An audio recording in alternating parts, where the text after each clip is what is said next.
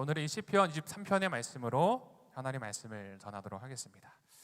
여러분, 성경 신구약 중에서 가장 긴 장이 혹시 어딘지 아십니까?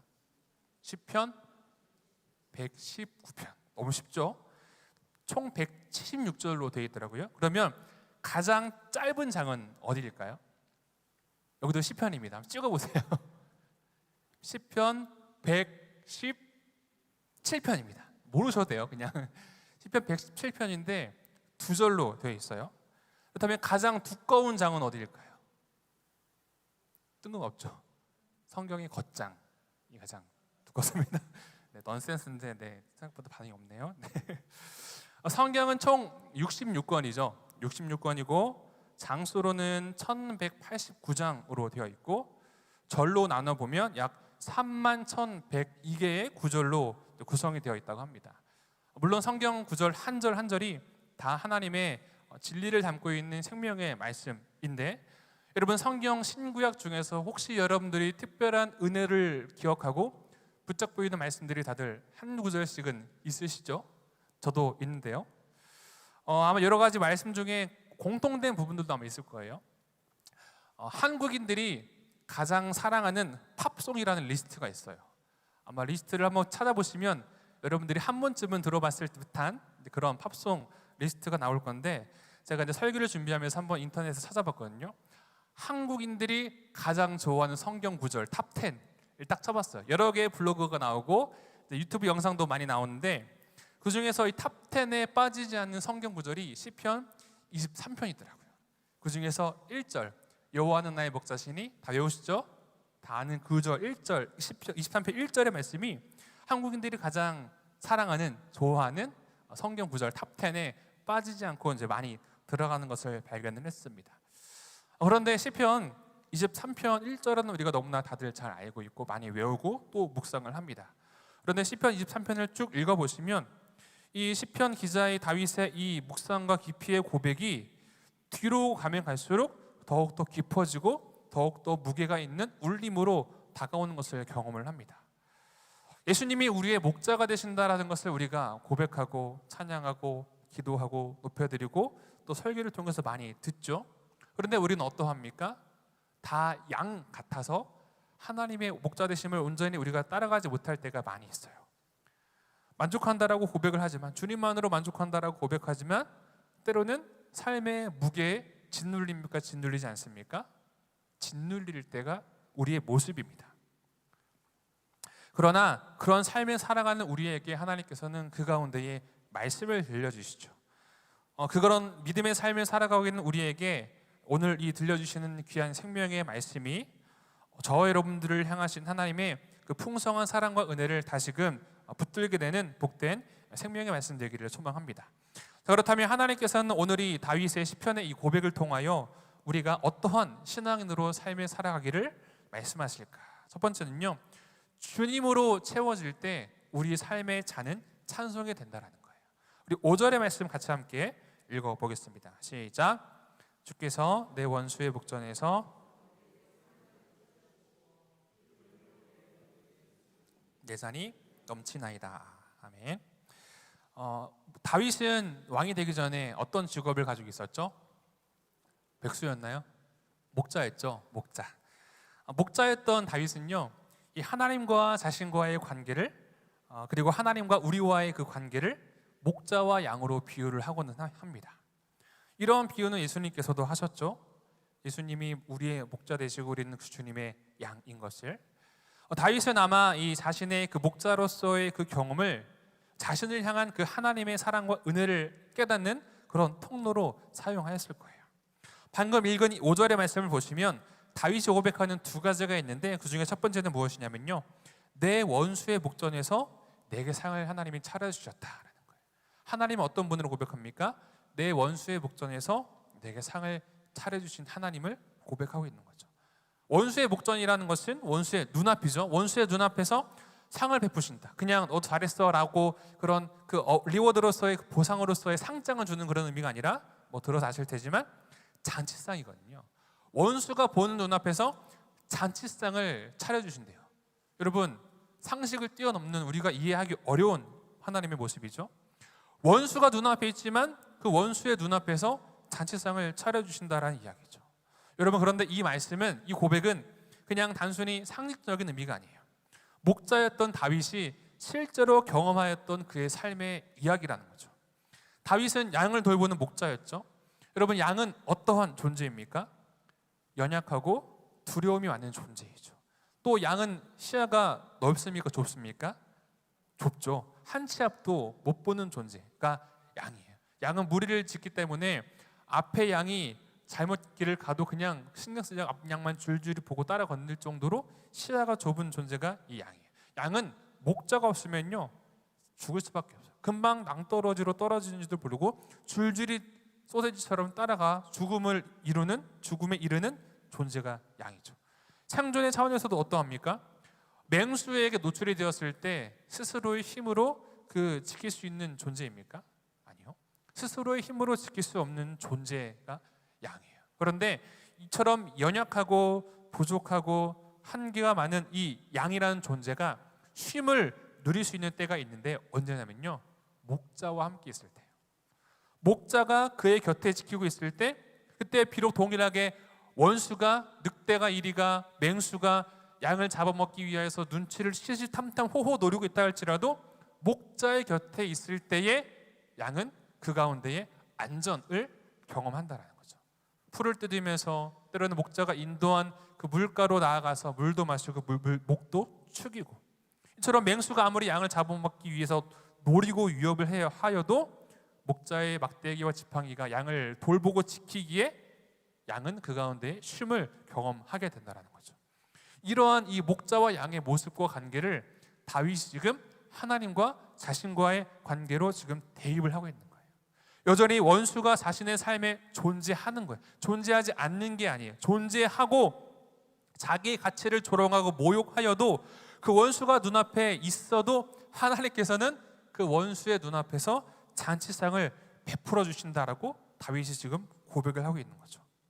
여러분, 주님의 이름으로 축복합니다. 우리 여러분 가운데 혹 삶의 어려움으로 인한 우겨싸움이 여러분 가운데 놓여 있다 할지라도 그 가운데 목자 되신 주님으로 말미암는 그 잔치상을 경험하는 우리 모두가 되기를 소망합니다. 자, 5절에 다윗의 또 다른 고백 한 가지가 무엇입니까? 기름을 내 머리에 부으셨다. 기름을 내 머리에 부으셨다라는 거죠. 이 기름을 내 머리에 부으셨다라는 의미는 두 가지로 좀 해석이 될 수가 있는데, 첫 번째는 당시 고대 근동의 문화에 따른 의미인데요, 기름을 바른다라는 건요, 아주 귀한 손님이 올 때 기름을 발라주는 풍습이 있었대요.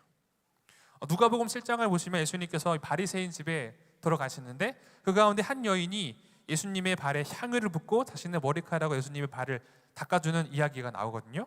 그런데 그 가운데 바리새인 시몬을 향하여서 예수님이 뭐라고 말씀하시냐면요, 시몬, 너는 내 머리에 감람류도 붓지 아니하였으니 말씀하시는 거예요. 그래서 이 말은 뭐냐면 기름을 붓는다라는 행위는 귀한 존재로 여기는 모습을 고백을 하는 건데, 이 여인은 향유를 부어서 예수님의 발을 닦았지만 이 바리새인 시몬은 그렇게 하지 않았다. 즉 너는 나를 그렇게 귀한 존재로 여기지 않았다라는 그런 말씀을 예수님이 하시는 거예요. 마찬가지로 이 다윗의 고백에서도 하나님이 자신에게 기름을 부으셨다, 기름을 바르셨다라는 것은 그만큼 다윗 자신을 하나님께서 얼마나 귀한 존재로 여겨주고 계시는지에 대한 다윗의 신앙의 고백인 거예요. 그리고 또 다른 이 기름 바름에 대한 의미가 뭐냐면요, 양을 보호하기 위한 목자의 행위입니다. 다윗이 목자라고 했잖아요. 실제로 목자들이 하는 모습 중에 이 양을 키울 때 양이 파리나 그런 기생충 때문에 양들이 매우 고통스러워하는 경우가 있다고 해요. 때로는 양에게 이제 알을 낳아가지고 양이 너무나 고통스러워서 스트레스가 너무 심하다 보니까 자기의 머리를 막 이렇게 박아서 죽을 때가 있다고 합니다. 그 정도로 양에게 큰 스트레스, 파리나 해충이, 기생충이 알을 낳는 그런 일들이. 그래서 목자가 양을 보호하기 위해서 하는 방법이 기름을 만들어서 양에게 발라주는 모습. 그러면 기름을 발라줌으로 양이 안전하게 되는 거예요. 파리나 그런 기생충의 존재로부터 양을 보호하고 또 그의 상처를 치유하기 위한, 보호하기 위한 목자의 모습이 바로 기름을 바르는 모습이죠. 자, 이런 목자의 입장이 되어본 다윗이 지금 고백을 하는 것은 하나님께서도 내게 그 기름을 부으셨다라는 이런 고백은 그냥 단순히 1차원적으로 목자로서의 경험에만 끝나는 게 아니죠. 자신을 기름 부어 왕으로 세우신 하나님에 대한 고백이 포함되어 있겠죠. 그리고 그 하나님의 거룩하심에 대한 고백, 그리고 더 해석을 하면 다윗을 통하여서 예표되신 그 기름 부음 받은 메시아 그리스도를 상징을 하기도 하죠. 즉 다만 이제 본문의 다윗의 입장에 대해서 한번 충실하게 해석을 해보면 지금 그 하나님의 은혜와 사랑으로 인하여서 충만하여서 다윗이 이렇게 고백을 하고 있는 거예요. 내 잔이 넘치나이다. 내 잔이 넘치나이다. 내 원수의 목전에, 원수가 없는 게 아니라 원수가 있었는데도 그 가운데에서 내게 잔치상을 베풀어 주시는 놀라운 역설의 하나님. 기름을 내게 부어 내가 어떤 존재라고 내게 기름을 부어 왕으로 삼으시고, 목자인 내가 양에게 기름을 발라 그를 보호했던 것처럼 내게 기름을 발라 나를 보호하시고 이끄시는 그 하나님에 대한 고백을 하며 다윗이 얘기하는 거죠. 주님, 그 은혜로 인하여서 내 잔이 넘치나이다. 여러분, 그 하나님의 사랑과 은혜는 우리 가운데도 동일합니다.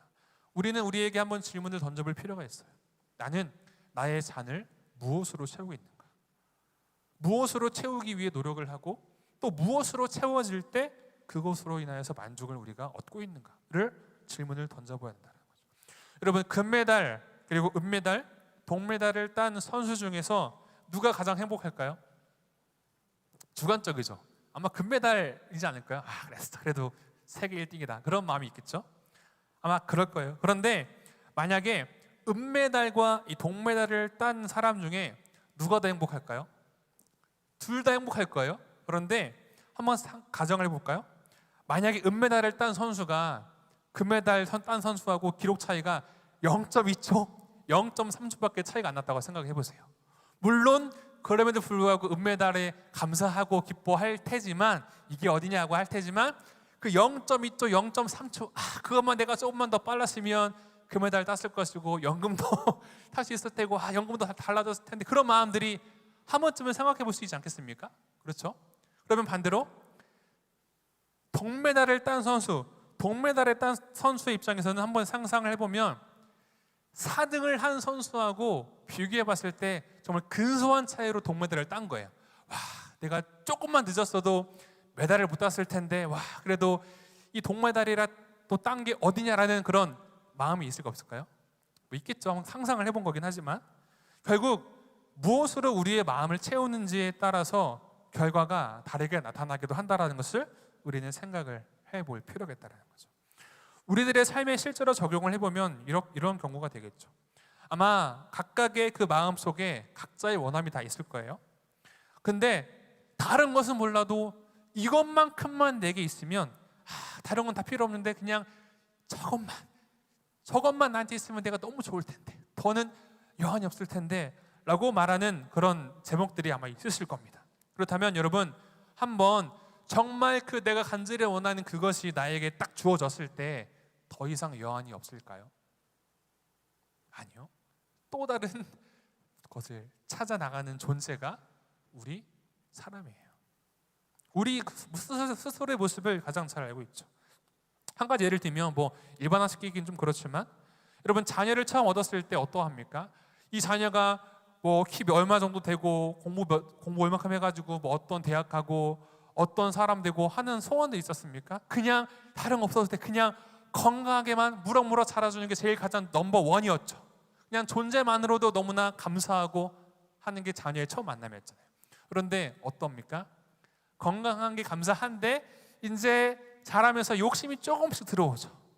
다른 집이나 다른 자녀하고 비교해 봤을 때 그래도 조금 더 공부를 잘하면 좋을 텐데, 하나님 그냥 그런 건 아니고요, 그래도 공부 좀 더 잘하면 좋겠어요. 이렇게 우리의 모습이, 고백이 바뀌는 거예요. 공부 잘해서 좋은 대학 들어갑니다. 하나님 이제 여한이 없습니다. 아니죠. 또 다른 자녀를 바라봤을 때에 우리 어떤 마음들이 또 찾아오고 해서 꼬리에 꼬리를 무는 게 우리의 모습이죠. 이게 사람의 모습이에요. 단편적인 예이지만 우리가 간절히 원하는 그 무엇인가가 우리에게 채워지고 주어져도요, 여러분 우리는 만족하지 못합니다. 이것만 채워주면 행복할 거야 라고 말은 하지만 결코 그럴 수가 없어요. 왜냐하면 세상은 워낙에 빨리 변하잖아요. 세상은 빨리 변하고 그 기준과 가치가 너무 많거든요. 다양하거든요. 하지만 성경은 말을 합니다. 요한복음 7장 38절 말씀 같이 한번 읽어볼까요? 시작. 나를 믿는 자는 성경의 이름과 같이 그 배에서 생수의 강이 흘러나오리라 하시니. 아멘. 내가 원하는 그 무엇인가가 내게 주어졌을 때 이 갈증이 해소될 것 같은 순간들이 다가와도 또 다른 갈증이 우리 가운데 찾아오지만 주님께서 말씀하셨죠. 나를 믿는 자는 성령의 이름과 같이 그 배에서 생수의 강이 흘러나온다. 배에서 생수의 강이 흘러나오니까 목이 마르지 리가 없는 거죠. 여러분, 또 예수님이 우리의 잔을 채우심이 넘치도록 채울 수 있는 분이심을 기억해야 됩니다. 여러분, 적당히 부어주시는 게 아니에요. 우리는 그냥 봤을 때 물 한 넘치면 안 되니까 3분의 2 정도만 따라야지 라고 하지만 주님은 넘치도록 부어주시는 분이시거든요. 왜 넘치도록 부어주실까요? 조셔가지고요? 딴 생각하시다가요? 한눈 팔다가? 아니요. 명확하게 보고 계세요. 명확하게 보고 계시고 더 주시고자 하는 그 마음이, 강렬함이 넘치도록 채우신 하나님으로 성경에 기록되어 있고 표현되어 있는 거예요. 그 넘침으로 하나님의 공급하심이 나타난다는 거죠. 간절히 찾는 자 만나준다고 하셨거든요. 구하고 찾고 두드리는 자에게 찾아낼 것이고 열릴 것이고, 그리고 하나님 나라에 들어가면 넉넉하게 해주신다고 하셨어요. 또 우리의 모든 상처, 아픔 싸매어 주신다고 하셨어요. 회복시켜 주신다고 하셨어요. 여러분, 주님은 우리의 상처와 눈물과 아픔을 그냥 지켜보시지 않으세요. 기름 부어 회복시키시죠. 존귀한 존재로 우리를 다시 일으켜 세우십니다. 우리를 그렇게 힘들게 하고 어렵게 하고 버겁게 하는 그 원수와 그 문제 앞에서 여러분, 우리가 굶주림에 놓여 있지 않도록 잔치상을 차려주시는 분이시죠. 다만 지금 비록 현실의 문제와 어려움 앞에 우리가 잠시 있고는 있지만 다윗은 지금 그 하나님을 기억하고 그 하나님을 그렇게 찬송하면서 높이고 있는 거예요. 다윗의 이 고백은 그저 입에 발린 고백이 아니었죠. 원수의 공격과 현실의 어려움으로 채워질 때 자신의 잔을 하나님의 은혜로 채우는 그 고백인 거예요. 여러분, 하나님은 여전히 동일하십니다. 여전히 영원토록 우리와 함께 하시는 하나님이심을 우리가 기억해야 합니다. 그리고 그 하나님을 우리가 고백하고 그 하나님으로 우리가 잔을 채울 때 하나님의 은혜가 우리 가운데에 임하게 된다는 겁니다. 사랑하는 성도 여러분, 이러한 다윗의 고백이 오늘을 살아가는 우리의 동일한 고백이 되기를 소망합니다. 그리야 할 때 실제로 우리를 채우시는 그 성령 하나님의 충만한 기름 부으심이 흘러넘치는 복된 저와 여러분들의 삶이 되기를 주님의 이름으로 축원합니다. 아멘. 두 번째 우리가 기억해야 되는 것은요, 하나님의 사랑은 오늘도 여전히 나를 따라온다라는 겁니다. 6절의 말씀 같이 함께 읽어보겠습니다. 시작. 내 평생에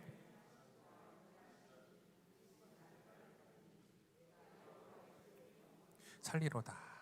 아멘. 나의 평생에 라고 고백을 하죠.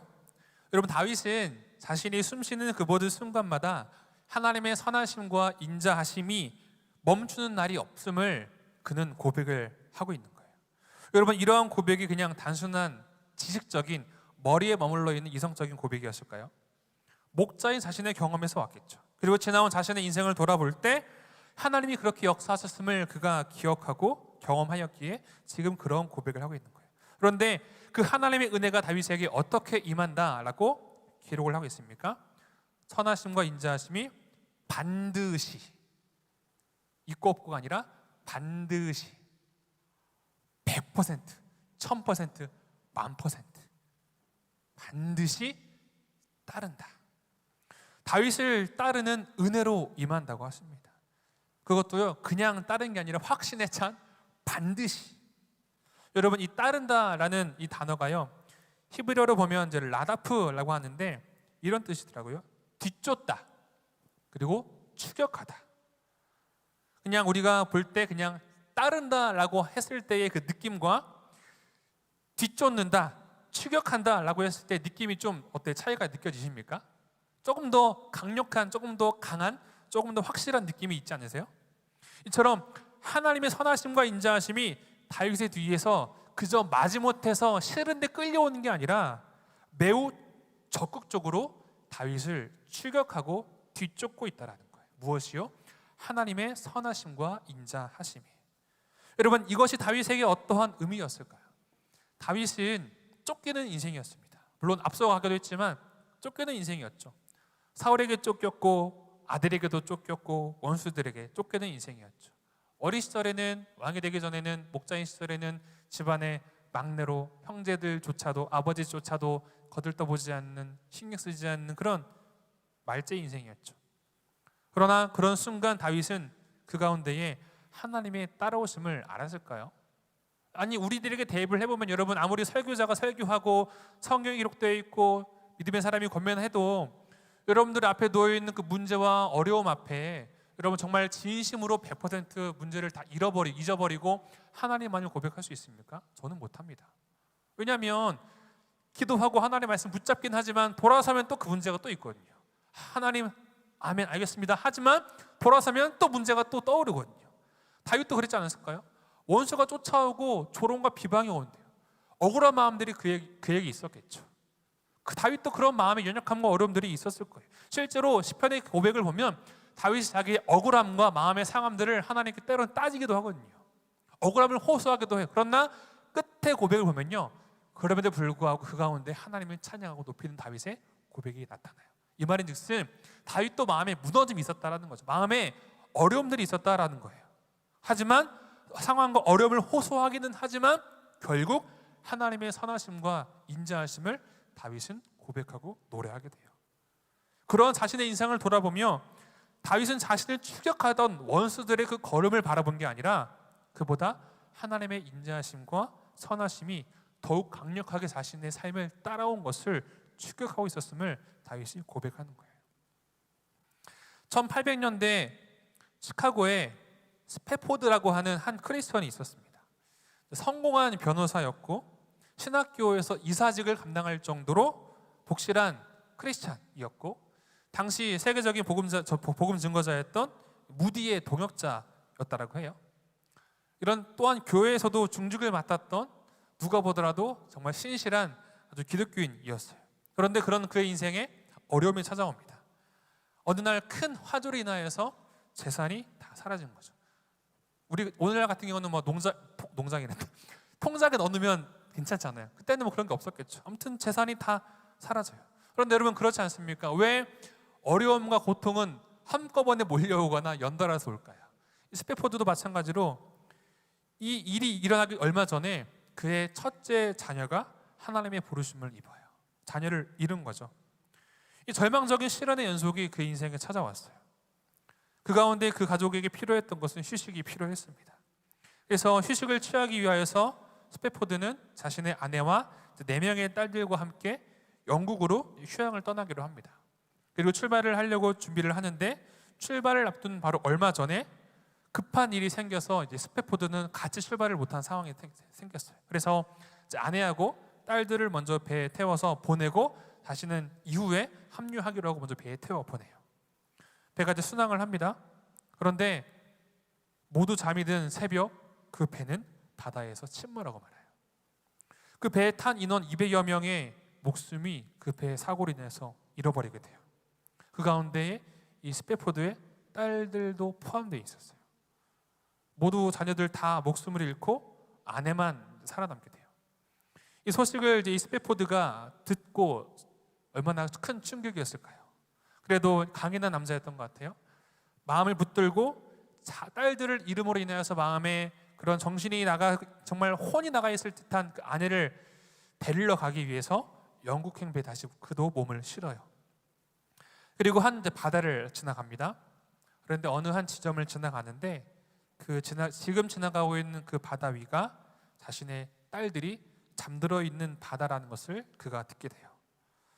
애써 아내를 생각하며 그래도 가장인 내가 굳건해야지라고 마음을 굳건하게 먹고 억눌러 평정심을 유지하던 그의 마음에 파도가 막 요정이 치죠. 차사차삭 파도가 칩니다. 얼마나 괴로웠을까요? 상상조차 할 수 없었죠. 그래서 그 너무나 괴로운 나머지 선실로 돌아가 슬픈 마음을 하나님께 막 따지면서 막 기도를 하는 거죠.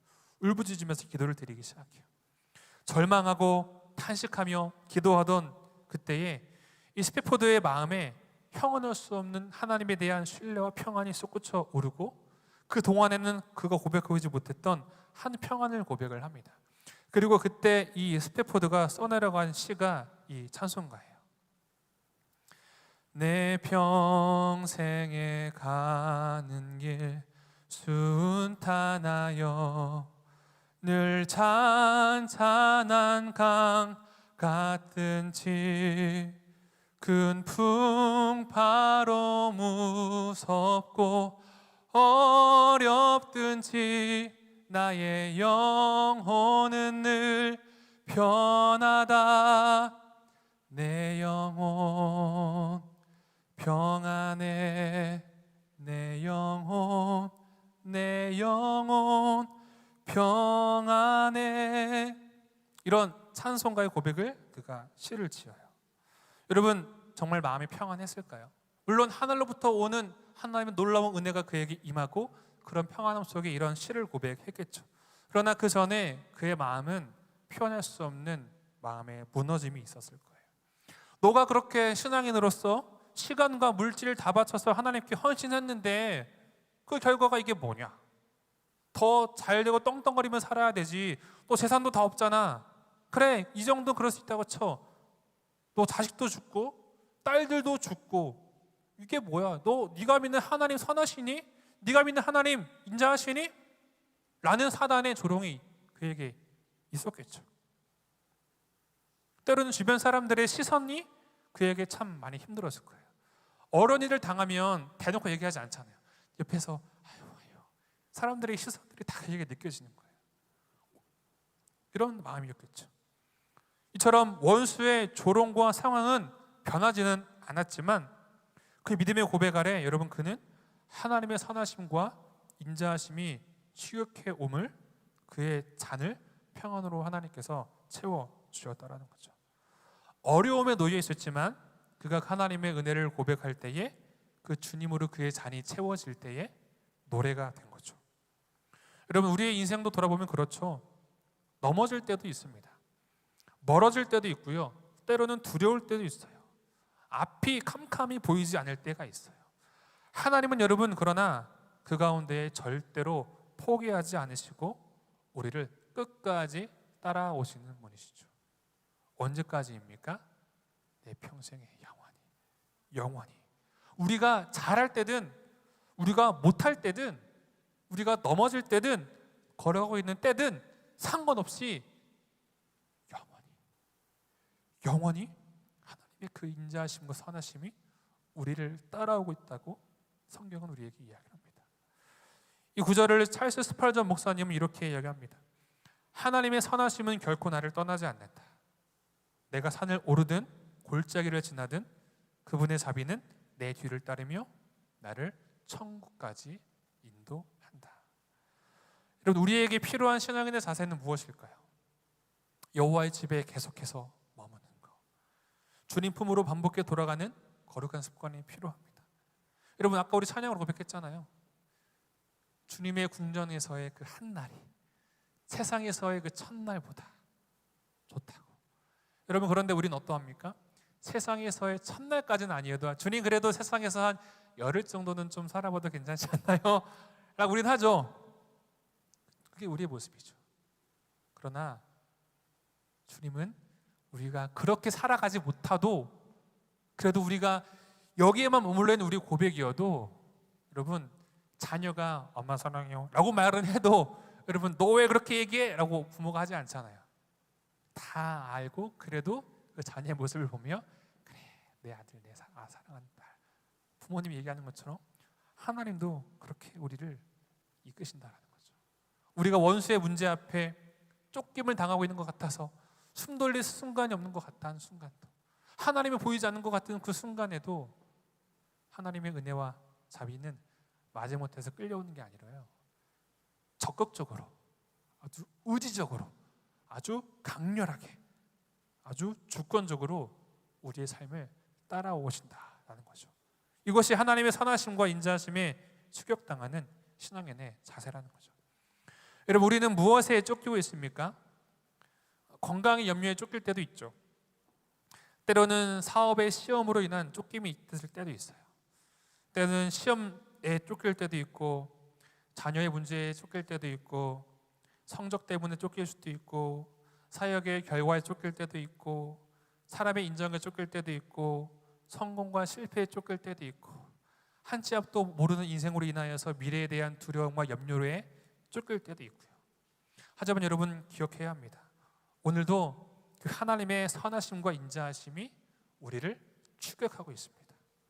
멈추어 서서 그 하나님의 선하심과 인자하심을 우리가 붙잡아야 되는 거예요. 그리고 다시금 주님의 품에 머무는 자리로 우리가 돌아가야 합니다. 그러할 때 우리가 고백하게 될 거예요. 주님, 내 잔이 주님의 사랑과 은혜로 인하여 넘치나이다. 이러한 고백 가운데 하나님께서 회복시키시고 채우시고 이끄시는 것을 경험하는 저 여러분들 되기를 주님